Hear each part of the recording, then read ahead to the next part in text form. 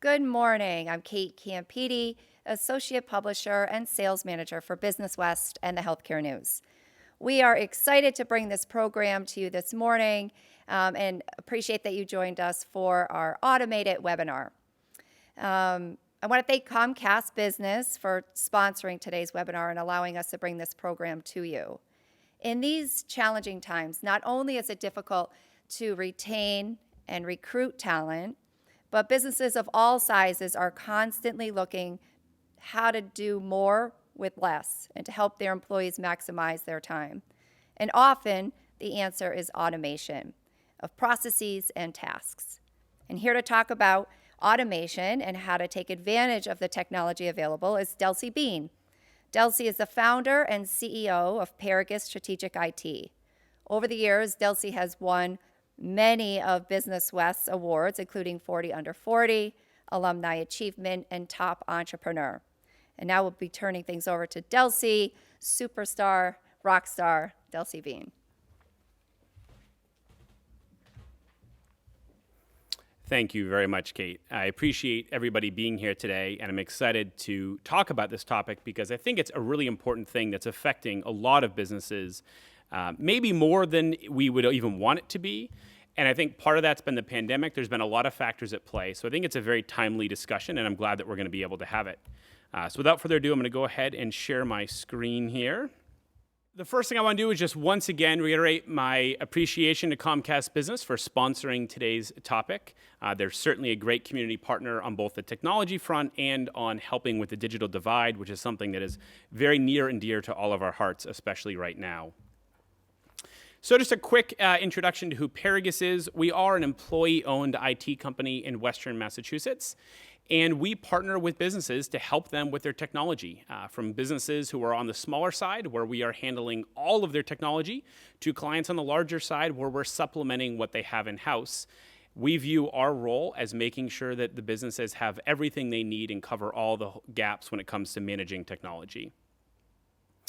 So let me take a moment and talk about why we are here today.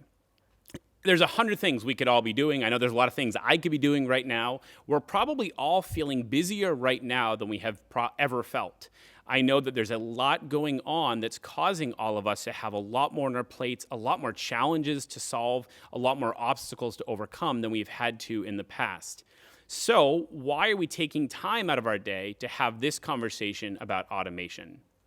Well, for starters, there are now 3.5 million people that are not in the workforce that used to be. Now, this situation is largely created by the pandemic, but it's not just the pandemic causing this. It's been exacerbated by slower population growth and the massive number of baby boomers who are exiting the workforce, some of whom have accelerated that exit. Now, the impact of 3.5 million people exiting the workforce has a huge impact on the economy, one that we cannot minimize and that's really going to ripple throughout many other aspects of our business and organization. As a result, many businesses are themselves and asking their employees to wear a lot more hats than they otherwise would have. Everybody's juggling more responsibilities, more tasks, trying to do more with less, and trying to keep up with everything that's going on. In addition to that, that's leading to an increase in workplace stress. We're seeing more employees comment that they feel overwhelmed, stressed, people leaving their jobs, people looking for new jobs, trying to change industries. Managing the whole working remote, working in the office challenges, childcare challenges, it's a lot of stress and pressure on the workforce that is still working. That is then translating into record wage growth. And unfortunately, that wage growth isn't equitable across the board, but no matter the population, there is growth. And we are seeing this trend of increasing wages at a rate much higher pace than we have seen in the past. So a real amount of pressure on top of employers who are already dealing with a lot of other challenges. Layer onto that a lot of new demands from employees.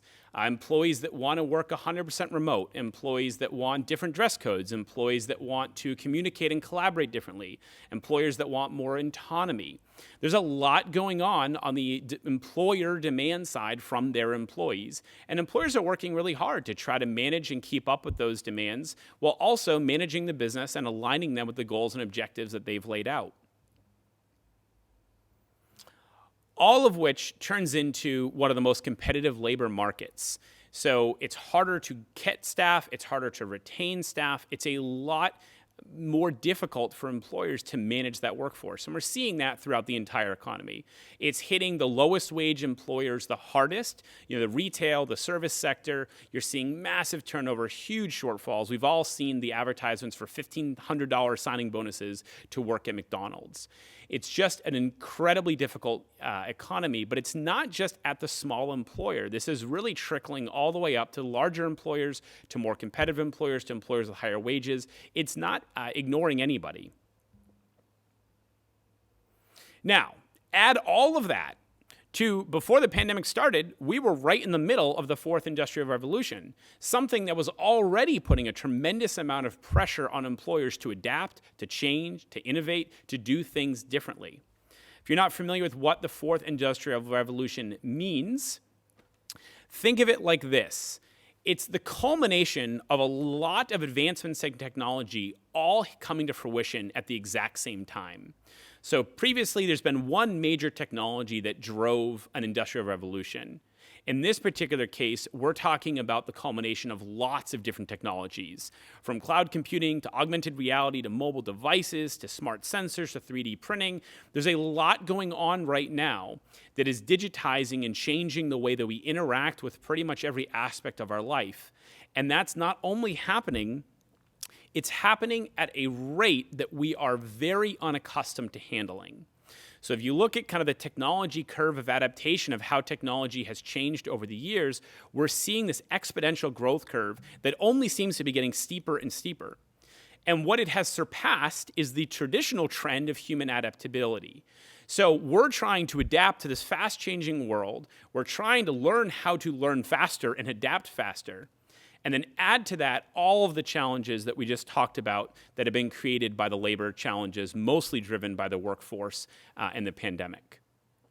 Meanwhile, we're all trying to figure this out. We're all trying to react. We're all trying to strategize. The competitive market is changing. There's so many factors coming at us. So as if that wasn't enough, we're also seeing this tremendous change in acquisitions. The market is getting more and more competitive as large companies are buying up more and more small companies. There's been a lot of stories in the news about PE groups and different larger firms buying up smaller firms and shrinking the number of competitive companies in a market. Not only is that challenging because these businesses are harder to compete with because of their size, but these companies come with a lot more resources. And those resources allow them to adapt and change and innovate faster than the smaller company who's trying to keep up with them. All in all, it makes it feel like if you're a small firm, you're in a race that it's a losing battle. You've got these firms with more resources, more innovation, more talent acquisition capabilities, ability to pay higher salaries. It's a very, very competitive landscape, and it already was. We already were feeling the pressure of this innovation, but as has many things, the pandemic has accelerated all of that and put a great deal of additional pressure on employers, on small businesses to keep up. Exhausted? I don't blame you. And it's not all doom and gloom. I do want to kind of shift now and talk about how we respond to this, how we react to this, where we can go from here. But it is a lot, and it's important to acknowledge that it's a lot. Because if we underestimate the challenge that's in front of us, we may underprepare our response. Our response needs to be swift and strong. There's a lot that needs to happen. And the most important thing that needs to happen is the speed at which we make those changes. We can't afford to spend 2 years debating a change, 1 year researching it, another year practice implementing it. We need to become more adaptable and willing to say, okay, how do we do this? How do we do it quickly? And how do we do it in a way that's going to be impactful to the business and the bottom line? And what that's causing is it's really causing us to take a look in the mirror. I think every organization, large, small, medium, needs to hit the pause button for just a moment and look in the mirror and do some reflection. Where are we strong? Where are we weak? Where do we need to get better? Where are the problems that we're facing? Where are they coming from? And how do we approach them? There's a lot of reflection that we can all do that's going to help us think through how do we innovate and solve our way through this challenge. So to illustrate my point, I want to pause for a moment and think about the phone book. Now, if I was to bring you guys all back to 1999, and we were in a room because Zoom wouldn't have existed, and I said, who thinks in 20 years phone books won't be a thing? Now, I know without any hesitation, everybody in the room would have told me that they know how to use a phone book. They would have told me that every house had a phone book that was easily accessible, that everybody in the household knew where it was, and that they all would have said the phone books are the primary way for small businesses to advertise, get business, and to make their phone number, which is their primary way of communicating with their customers, known to the world. Now, think about that. I don't think you would disagree with any of those statements. That was all true in a time period that doesn't feel that far away from now. However, to help illustrate the point here, look at what's happened to Yellow Page references. Look at what's happened to ad revenue. Look at what's happened to that world. Now, worse, if I told my kids that what a phone book was, if I tried to explain to them that there was this giant book on yellow paper that was delivered to my house and thrown on my doorstep once a year, and if I wanted to call somebody, I had to look up their phone number, and every person in every business in our community would be listed in there, they would tell me to get real and to stop screwing around. That's the speed and the pace at which technology is changing. These things that we took for granted, these things that we felt like were never going to change, were part of the fabric of our ecosystem, were part of the fabric with how we communicated with our clients or prospective clients, has changed. And it's not just phone books. I don't have to explain to anybody. Just think about all the landfills that are chock full of technology that at one point in time, we didn't think we could live without. But now, our newer generations could probably not even recognize that technology. And it's not just the gadgets and the tools, it's the way that we do business. If we just think about communication, the evolution of communication and how fast that has changed. Obviously we can go all the way back to smoke signals and carrier pigeons, but then we introduced the telephone. And the telephone went from kind of a landline, very old school rotary thing, held it up to your face, to kind of a more traditional telephone that was wireless and you could walk around the house. And then we introduced mobile phones. Mobile phones very quickly became video calls. And now we're looking ahead into the future where we're probably going to be having some sort of augmented reality, whether that be a hologram or other type of augmented AI.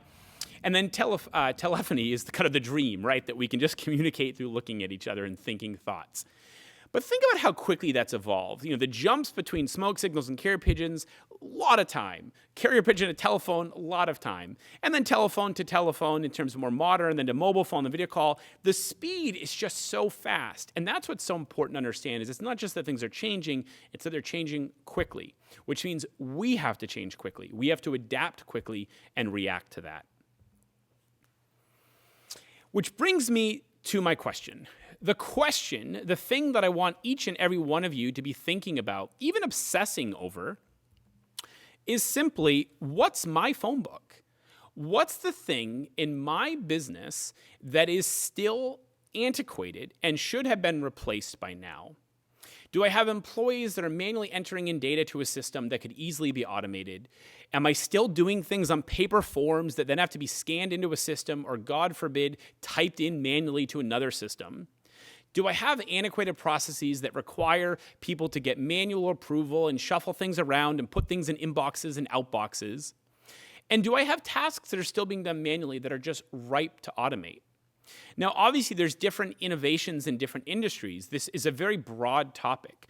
On the manufacturing side, there's looking at how we're using labor to make things, ship things, process things. But there's also the back office side of how are those orders coming in, how are we organizing them, how are we communicating with our customers, how are we providing updates and information in real time. Other businesses in the service sector can think about how are customers interacting with you? How are they reaching out to you? How are they getting information? How are you sharing information? How are they consuming your products? In professional services firms, it's looking at how are we doing the work that we do for our clients? And in what ways are we doing things in a manual fashion that we all deep down know could be automated, could be improved? And most companies are going to have more than one phone book. They're going to have several of them, but everybody's got one. And it's really important that we dig deep and first identify what are those things that we can automate, that we need to automate, that we should automate if we want to remain relevant. Now, we should quickly debunk a couple of myths when it comes to automation. The first is that it's really expensive. That's completely false. The technology has changed so much, from the big expensive robotics getting less and less expensive, from AI being an infinitely more accessible resource, and the automation that we're going to look at in just a few minutes being the most accessible, the least expensive way to automate parts of your business. The next myth we often hear is that it's just way too complicated. It's going to take all this thought and effort and energy. We're going to have to do all this mapping. Well, that true is false. It is so much easier than you would think to implement these automation technologies. And I'm going to give you just a sample of that in a minute when I show you some of the automations that we've been working on. And then finally, the third myth is that it takes too long, that this isn't something I can do quickly and easily. This is going to take months or years. It's just not worth it. It's easier just to pay somebody to do the task. Well, that equation is changing. Not only does it take a lot less time than it used to, not only can these things be done in hours or weeks instead of days or months, but on top of that, the ability to just hire somebody to do that task is quickly eroding. You need to dedicate your workforce to the work that matters, the work that has meaning, the work that requires creativity and thought and critical thinking, the work that cannot be automated.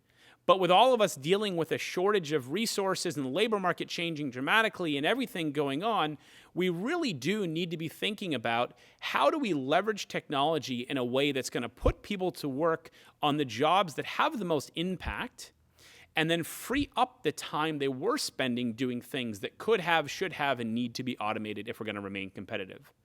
Because here's the nasty truth. If we don't, and our competition does, they will outprice us, they will outserve us, and ultimately they will succeed us. And that's one thing that is a harsh reality that we really do need to be mindful of. We don't want to be the next Blockbusters. We don't want to be the company that could see that things were changing, stuck to our guns, held on, and ultimately worked our way into oblivion. So I'm going to shift gears here.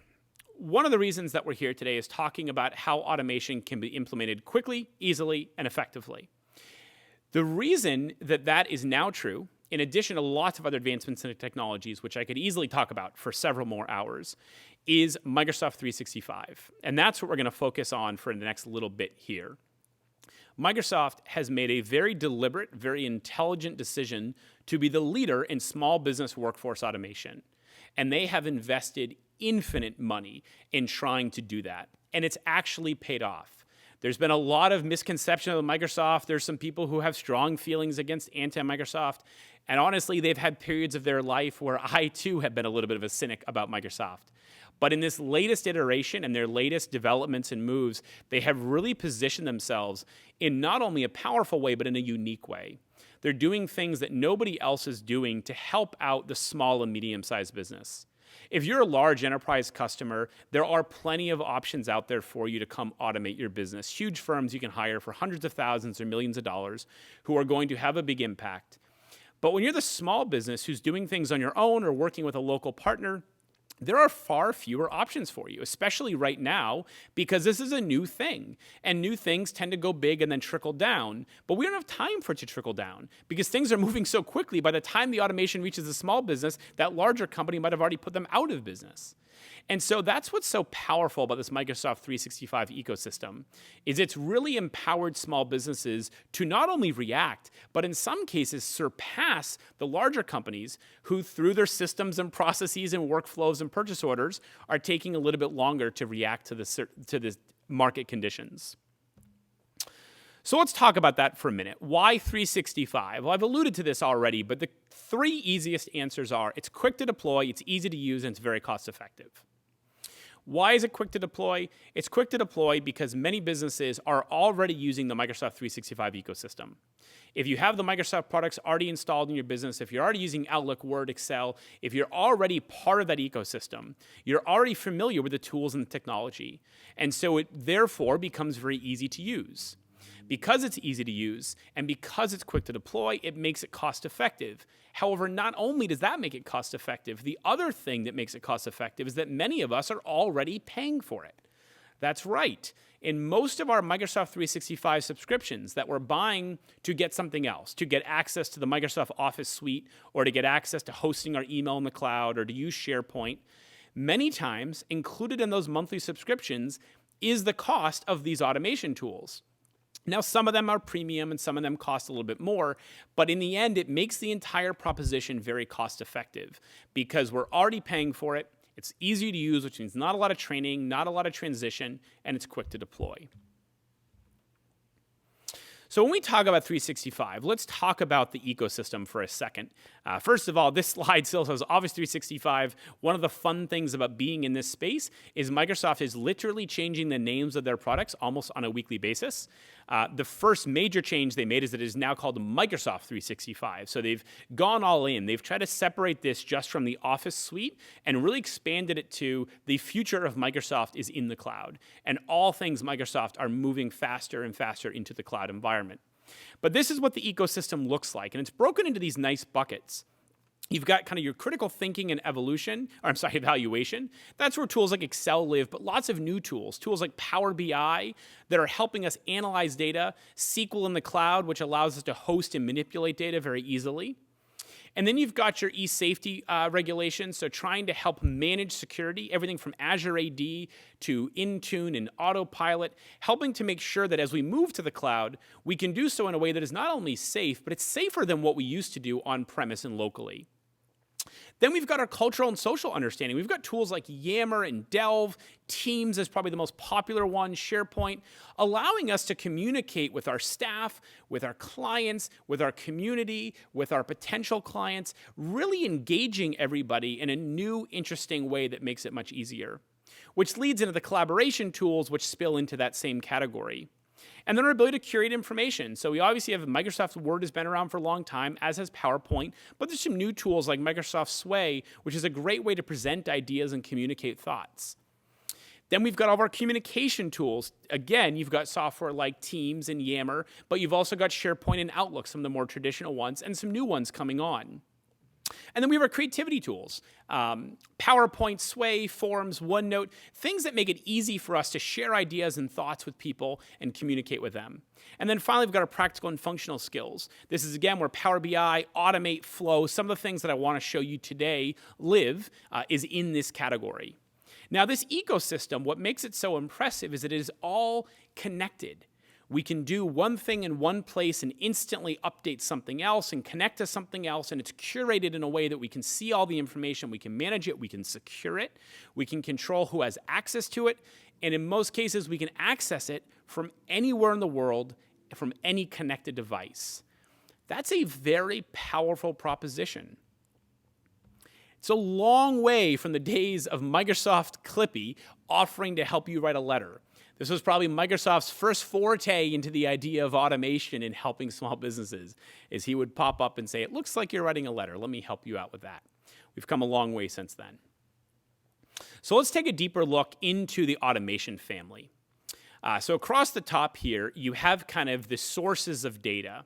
So we have Dynamics 365, which is a CRM tool similar to a Salesforce for people who are familiar with that, where we can store lots of information about customers, clients, employees. It's a database-driven software which is designed to store and input but also access data. Then we have Office 365, where all of us are using email, PowerPoint, Word, Excel. All of our traditional Office suite lives there. Then we have Azure, which is Microsoft Server Computing. This is where we can host SQL servers, traditional on-prem servers. We can run our applications for our business. We can put things that we would normally put on-premise up in the cloud.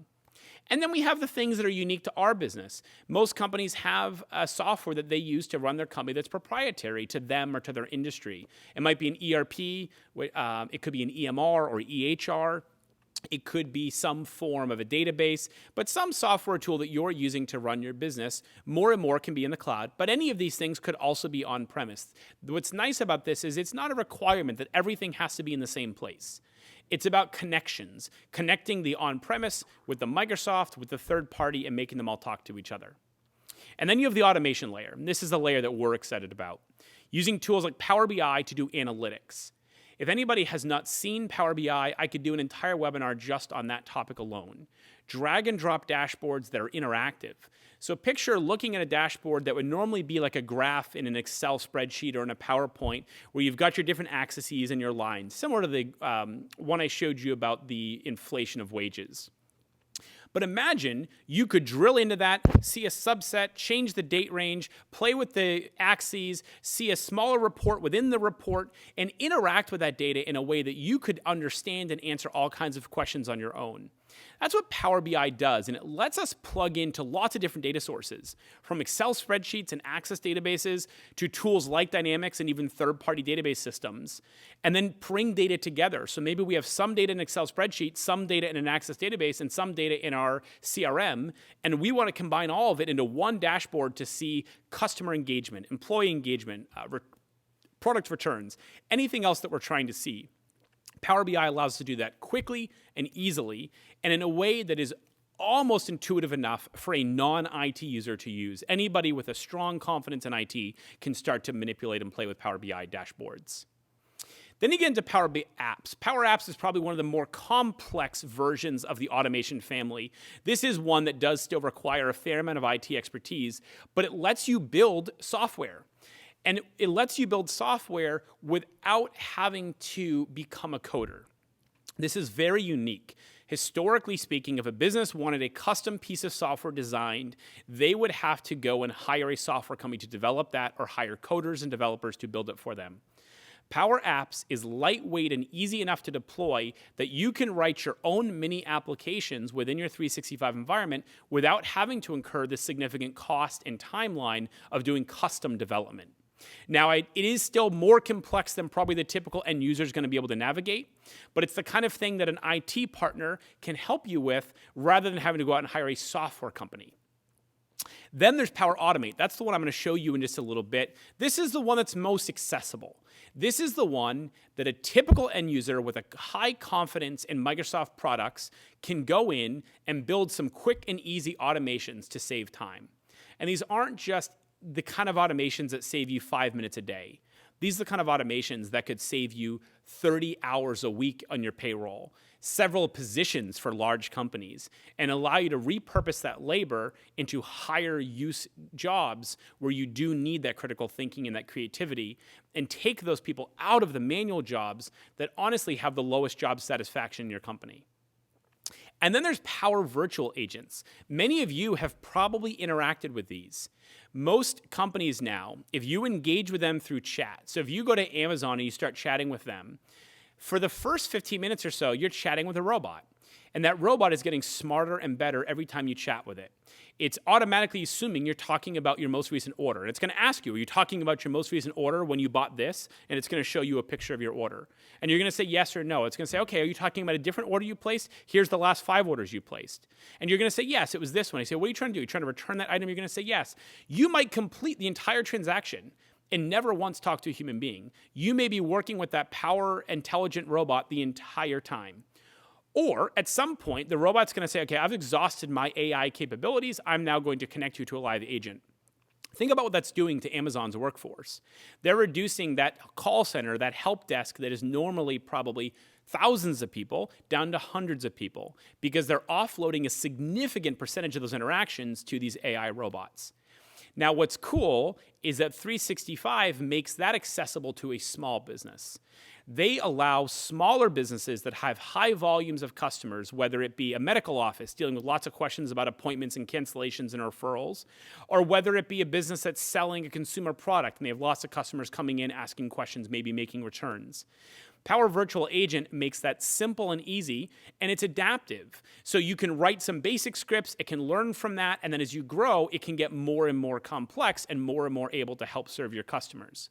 And you think about who's doing that work today, and what could those people be doing instead if they weren't stuck doing that.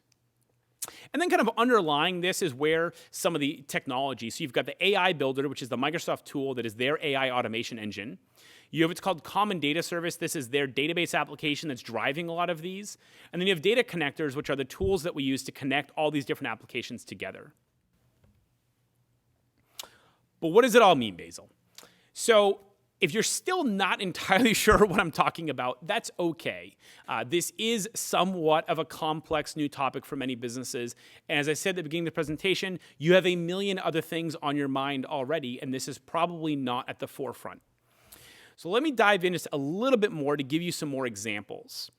This could look like doing appointment booking for people who are trying to book appointments with your staff. It could be manual or automating manual approval processes. So maybe in your business, I need approval to do X, Y, and Z. Rather than me shooting an email over to my manager or, God forbid, filling out some sort of form and putting it on their desk, that entire thing could be automated. Asset management, managing the assets that you have either for your employees or for your customers and making all that tracking completely automated. Collecting survey results, gathering Teams data, email autoresponses, I'll actually show you one of those in a minute, scheduling employees, event registration, tracking issues and the resolution of those issues within your business, keeping people informed, whether those be customers or employees, managing your SharePoint data, doing notifications and alerting, doing your new employee onboarding, something that many of us are doing a lot of right now, which is very time-consuming. Organizing email attachments, managing your sales leads and assigning those leads to people, tracking all of your social media activity, doing time off requests for employees, managing to-do lists, and even uploading and organizing your data within your business. This is just a sample of the types of things that are probably in your business that you may be able to automate that currently you're paying somebody to manually do. Or you used to pay somebody to do, and they're not doing it now, and that's causing problems and challenges for the business because they're not getting done the way they used to. So let me just show you a small example of what an automation could look like. For those of you who are using Microsoft Teams or who know what Microsoft Teams is, what this flow does is it's designed to automate the process of somebody who wants to join a new team in the company. So if you're not familiar with Microsoft Teams, within Teams, there's different groups, or teams as they call them. So you might have an HR team, a finance team, an operations team, and maybe a team for each of the projects you're doing for your customers. If I'm an employee and I want to get onto a team, let's say the team that's working on a product for a customer, rather than me emailing somebody and waiting for them to get back to me or going to call IT or doing whatever your process is now, this is an example of how we could automate that. So the user would fill in a quick, easy form, just their name, why they think they're supposed to join that team, or whatever else it is that you want to ask that user about joining that team. Then Power Automate is going to turn that into what's called an adaptive card, and it's going to pop up in Microsoft Teams. The manager for that team is going to get a little notification on their screen that's going to say, hey, this person would like to join this team. Is that cool, or is that not cool? If you say that's cool, what's going to automatically happen is Power Automate is going to connect to Azure AD, connect to that team's instance, add that user to that team, send an email to that user and say, hey, you've been added to the team, and then send an email to everybody else in that group and say, hey, we've added Mike to this team. If the manager says, no, you don't need to be in this team, it will automatically send the user back an email saying, you don't need to be in this team. All of that takes maybe a couple of hours to write one time. Once that's written, that then just becomes one user typing in a couple of answers and another person pressing yes or no on a box. And this is maybe not something you do every day. Maybe you're not adding people to teams every single day in your business. But there probably are things you are doing. Adding clients to your database, adding employees to your database, onboarding employees, changing processes, updating documents, getting permission to change a file, getting permission to check out a file. You can get a sense of what this flow looks like and how you might apply it to your business. So one way that we think about automation is if you're trying to find what are the things in my business that I could automate, here's a couple of hints. First, it's repetitive in nature. It's something that we do with frequency. Once a week, once a month, once a day, every time this happens, if there is a clear initiator that triggers a task that has to be done, that's probably a good sign it could be automated.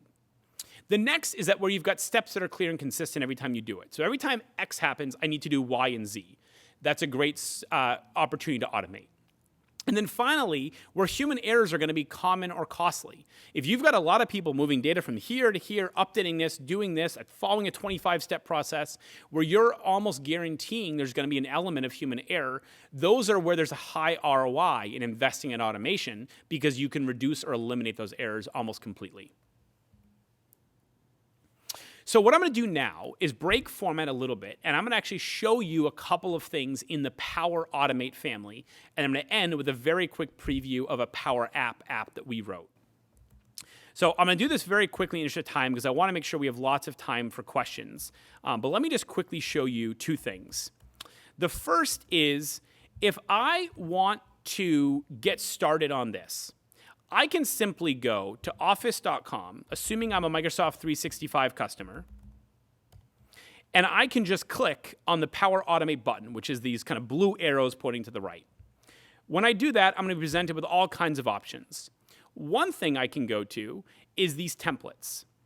These templates are a library of automations that have already been written, that all I have to do is customize and deploy. And the popular ones are right here. For example, posting MSN weather updates in Teams or Yammer. That's a little bit of a silly one. But maybe every time I want to send an email, I want to take the file that's attached to that email and save it to a specific folder in OneDrive. Or maybe every time I get an email from a certain person, like my boss, I want a push notification to go to my cell phone and say, hey, you just got a new email from your boss. All of those types of automations are already built. They're right here in this library. And I can even further drill down to ones that, for example, are designed for remote work, like getting daily reminders about emails that I've got, or creating a quick note for important emails. I can have my button ones, my data collection ones. You get the feeling of just how many of them are already out there that you can very quickly customize and implement in your own business with just a little bit of help. The next thing I'll show you is if you were to build an automation, let me just show you very quickly what two look like. This first one is very simple. This is a couple-step automation. And what it does is there's a channel in Teams. When somebody posts in that channel and puts a tilde in front of what they write, it knows that what that person is saying is, this is an agenda item that I want to talk about at our weekly team meeting. So what it does is it monitors that channel, and anytime it sees a post with a tilde, it grabs the copy of that message, what was written. Then it goes and puts it in a SharePoint list, which is the agenda for that meeting that the facilitator is going to use when they conduct that meeting. And then it posts a reply back to that Teams channel to say, hey, just so you know, I took your issue, I added it to the agenda. That way the user knows that the flow ran successfully. Quick, easy, took less than an hour to build this. And now when people have a thought they want to talk about, they just quickly send it to Teams. They don't have to think about it again. It's on the agenda. Makes for more productive meetings, more beneficial discussions. This is a slightly more complicated one, but this is an example where we as an IT company have a mailbox that customers can email during business hours. But after hours, we don't monitor that inbox. Well, we wouldn't want a customer to email that inbox at 6 o'clock and not know that we're not going to get back to them. So what this flow does, and I'm not going to go through the whole thing, but it first sees, is today a holiday? And so we have a list of holidays that we maintain, and it checks to see, is today a holiday? Then it sees, what day of the week is it? Is it a weekday or is it a weekend? Then it checks to see, what time is it? Is it during business hours or after hours? From there, it then runs through a series of kind of if commands. So if it's after hours, it's going to send an email auto response that says, hey, you reached us after hours. If it's a holiday, it's going to say, hey, it's a holiday. And if it's during business hours, it's going to thank the user for emailing us and let them know that we'll be in touch with them very soon. So this allows us to go way beyond the traditional auto reply that you can set up on a mailbox that is woefully inadequate for things like this, and make it much more robust, much more complex, and really be able to accommodate lots of different scenarios and situations where I want a different message to go to my end user based on what day it is and what time it is.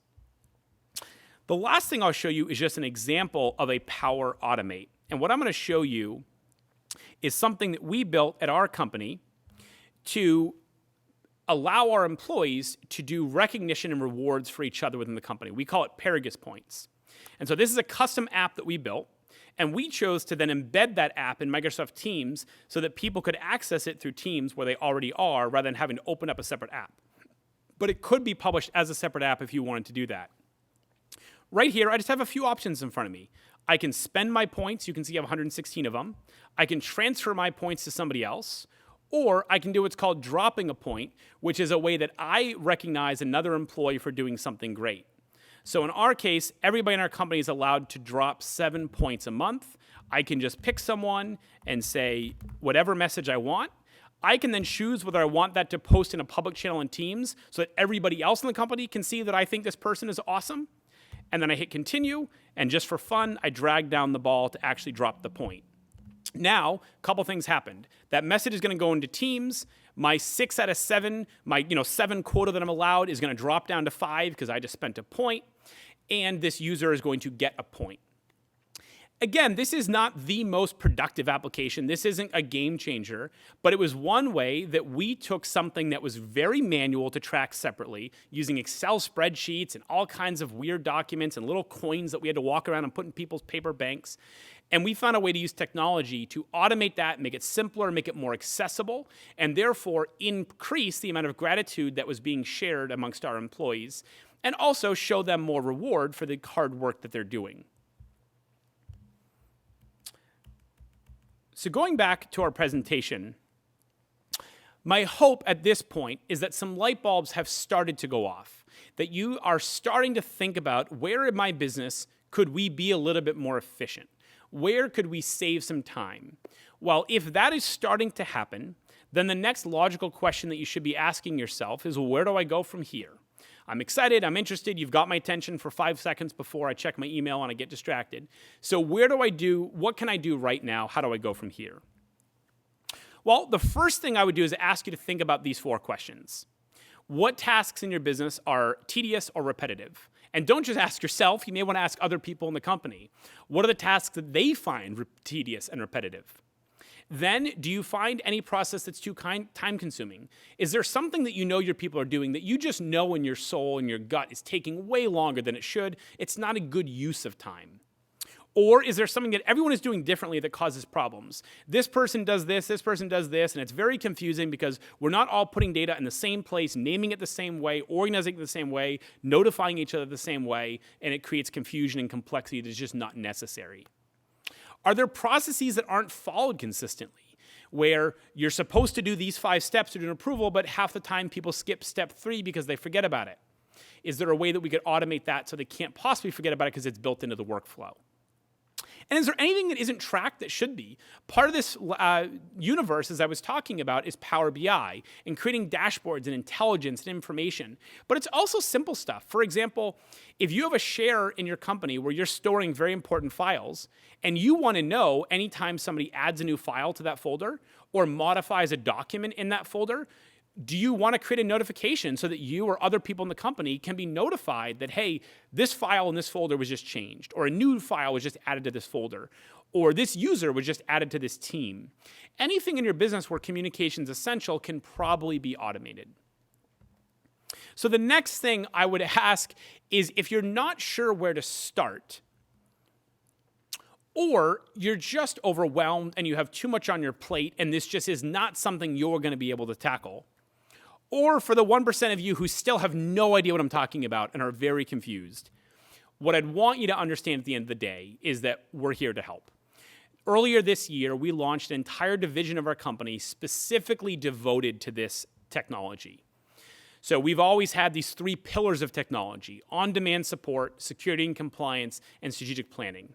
And for many years, we thought that was what was needed to help our clients manage their IT. But earlier this year, after doing a lot of research last year, we decided that there was this 4th missing pillar, this idea of business automation, helping businesses use technology to be more efficient, more effective, and more competitive. And that's why we launched our business automation department, and that's why we're here to help you, and that's why I'm here today to talk to you. So let us be your Sherpa. It can be a challenging thing to think about this in addition to all of the other things that I told you at the beginning of this presentation that I know you already have to think about and deal with. Let us be the ones to carry the workload and do the heavy lifting.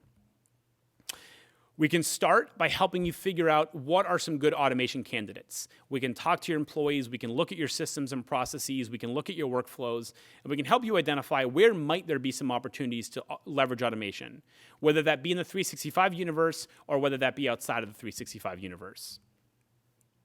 Next, we can start to map out the process. What steps are going to happen, what triggers, what alerts, what notifications, what are the approvals. We can map it all out for you in a way that you can understand, and we can do it in a way that doesn't involve a lot of technology so that it's accessible and approachable, and we can all get on the same page about what this is going to look like and how it's going to work. From there, we can do the lifting of actually doing the back-end programming. And I say programming kind of with air quotes because it's not quite programming. We're not using Python and Java and HTML. We're using the Microsoft 365 platform in almost every case, but we can do the heavy lifting so you don't have to learn all the ins and outs of Power Automate and Power Apps. And then we can help you with the training. So within your organization, as you implement these new products and services, your staff are going to need to be brought along. So they're going to need to be shown this is how you're going to initiate this process, or this is how you're going to trigger this event, or this is how you're going to be notified about this new thing. So we can help work with you to develop trainings for your team that are just for the end users, or even trainings for your staff that want to do some of this automation on their own and start to teach them the toolbox that we're using so they can start to build on that on their own as well. And then finally, we can help you track all the data to make sure it's working so that you'll be notified as flows run, if things are happening, if things aren't happening, so that you can really see behind the scenes everything work. And then obviously, we're going to be there to help you make it all work and to maintain it so that it continues to work. And I'm going to leave you with that today and officially turn it over to questions. So I think I've got some questions up here on the screen, so I'm just going to grab them. One of the questions I saw flash was, what about the belief that automation eliminates jobs? I think this is something that a lot of us have heard, and to a certain extent, it's not wrong. Automation should and will eliminate some jobs in your business, but that's kind of the point. And it doesn't mean that it's going to necessarily lower your workforce. It doesn't have to reduce the number of employees in your company. It may just eliminate certain jobs. So jobs that used to be done manually now be able to be automated, and that frees up that person, that headcount, that payroll expense to do something that has more value, something that has more meaning. I often talk to businesses who say they wish they had more employees in this department. They wish they could spend more time on this task. They wish they could spend more time innovating and thinking strategically and being creative. But they often say there's just too much to get done. Well, what if we could free up some of that time so that same people, the same payroll, could execute a more successful company? So that's part of it. The other part of it is, right now in the labor shortage, you may need to reduce your workforce. You may have 10% of your jobs open. And if you can leverage some of this technology, you may not need to refill those jobs. What I don't see happening is I don't see any company, especially right now, laying off employees because of automation. This is about taking your workforce and putting it to its highest and best potential. It's about utilizing it to its best use case. And honestly, it's going to be more fulfilling and rewarding work for the people who are doing it. Nobody wants to be a paper puncher. Nobody wants to just move numbers from column A to column B. And if you can eliminate that work and put people to better work, they're going to appreciate that. So there's another question here that some companies have proprietary software or a CRM that is not a Microsoft product.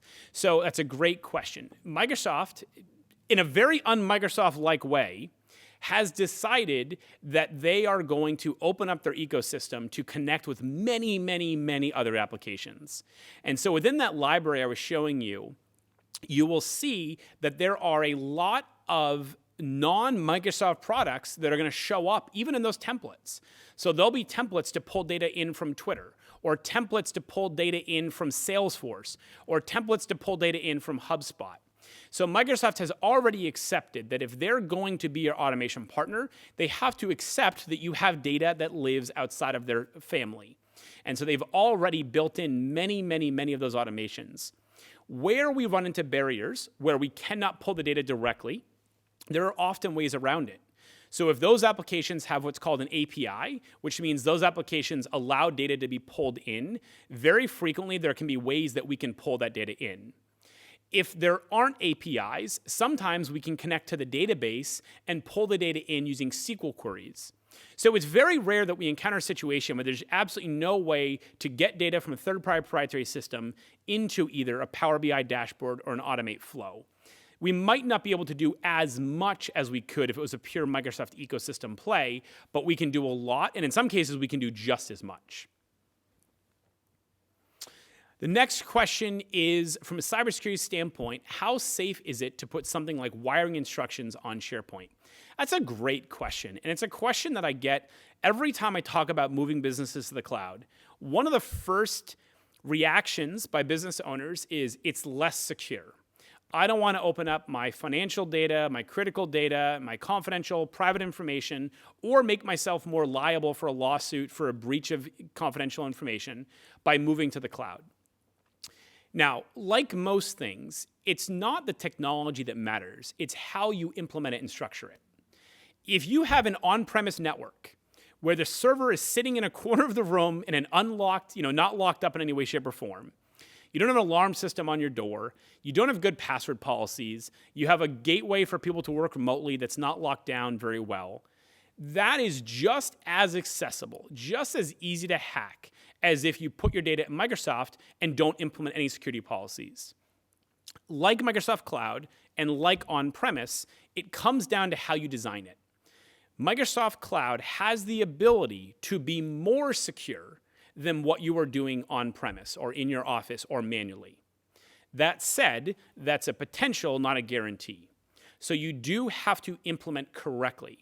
And that's where partners like ours can be valuable. Even if you feel like, I've got my arms around this, we're super smart, we figure out how to do it on our own, one area that you may want somebody like us to take a look at is, what about from a security standpoint? How secure is the thing that you just built? And is it going to stand up to cyber threats?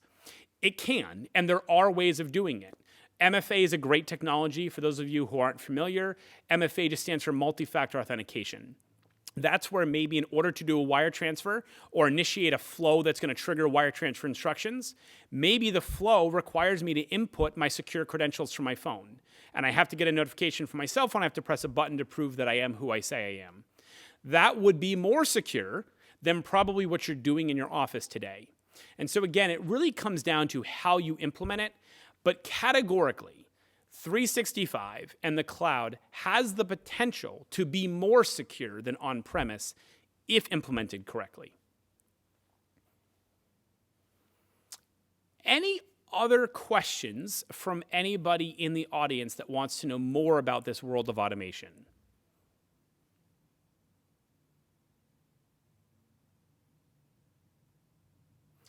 All right, well, if not, I want to once again thank our sponsor, Comcast Business, for everything that they do for the community and for helping to put on today's presentation. I want to thank all of you for being here. And I think just somebody to ask in the chat if there's going to be a recording of this. There will be. It'll get emailed out. It'll be on BusinessWest's website. It'll also be on Paragus's website. We'd love for you to share it with others who weren't able to attend today. And of course, if you have questions, if you want to learn more about this topic, if you want to engage on some automation projects of your own, we would love to hear from you, and you can go to ParagusIT.com to engage with us. Thank you again for being here, and it was great talking to all of you.